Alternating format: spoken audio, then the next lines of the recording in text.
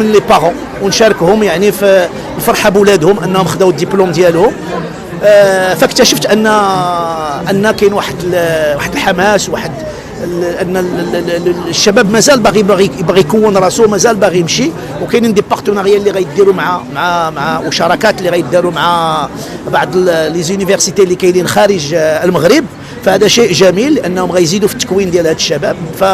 يعني الاداره كتحاول انها تعاون هاد الاولاد انهم يزيدوا يكملوا التكوين ديالهم خارج وياخذوا دوطغ زيكسبيريونس، يعني تجارب اخرى، ويرجعوا لبلادهم يخدموا فيها ويهزوا بها. فهذا كله غادي في الاستراتيجيه وفي اطار الخطاب اللي قالوا صاحب الجلاله، هو اننا نشوفوا هاد لا جينيراسيون زاد اللي تبارك الله كتقرا. انا بالنسبه لي سي اون جينيراسيون بوزيتيف، خاصنا نعاونوها، خاصها تمشي بزاف. ونتمنى من الله ان حتى اللي غيبقاو هنا وغيقلبوا على خدمه، ان الشركات، وهذا نداء تنقولوا للشركات، انهم يبداو ياخذوا دي ستاج ويعاونوهم ويحاولوا نخلقوا يعني فرص العمل.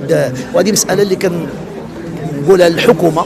هما الحمد لله الشباب تيقراو تيديروا اللي عليهم، تياخذوا الدبلوم، ولكن خاصهم فرص شغل. فخص تكون واحد التعاون مع هذه المدارس، لان في دول اخرى تياخذوا الولد وهو باقي تيقرا وتيخدموا.